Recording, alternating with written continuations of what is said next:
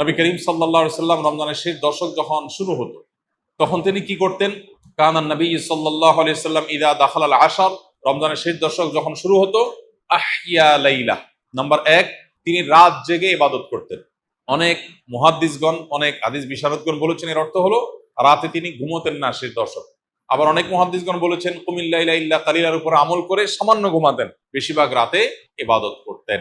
তাহলে এক নম্বর আমল হলো শেষ দশকের প্রতিটা রাত জেগে ইবাদত করা।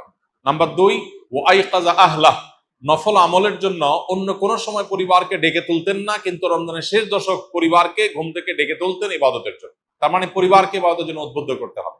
তিন নম্বর, ওয়াসাদ্দামি ইজারা, তিনি ইবাদতের জন্য কোমর বেঁধে নিতেন। কোমর বেঁধে নেওয়ার একটা অর্থ করেছেন অনেক হাদিস বিশারদ, স্ত্রী সহবাস থেকে দূরে থাকতেন। আরবরা এরকম কোমর বেঁধে নেওয়া বলতে এরকম ইঙ্গিত করে থাকে। আবার অনেক মুহাদ্দিসগণ এর ব্যাখ্যা করেছেন যে কোমর বেঁধে নেওয়া মানে আমরা যেরকম বলি কোমর বেঁধে ইবাদত করা, কোমর বেঁধে নেমে যাওয়া কোনো কাজে, তার মানে সর্বোচ্চ মেহনত এবং পরিশ্রম সাধনা করতেন ইবাদতের জন্য।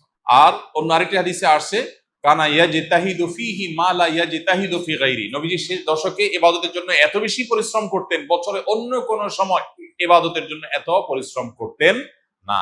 অথচ আমরা শেষ দশকে বেশিরভাগ মানুষ হয় গ্রামের বাড়ি যাওয়ার নিয়ে ব্যস্ত, গ্রামের বাড়ি যাওয়ার পরে বিভিন্ন বাড়িতে বাড়িতে ঘোরার, গ্রামে গ্রামে ঘোরার নিয়ে ব্যস্ত, আর শহরে যারা আছে তারা কেনাকাটা, শপিং ইত্যাদিতে ব্যস্ত। এটা হলো আমাদের শেষ দশকের অভ্যাস, যেটা হাদিসের একেবারেই বিপরীত। শেষ দশক হওয়া উচিত প্রথম দশক, দ্বিতীয় দশকের চাইতে বেশি ইবাদতে বেশি মনোযোগী হওয়া উচিত আমাদের শেষ দশক। আল্লাহ আমাদেরকে তৌফিক দান করুন।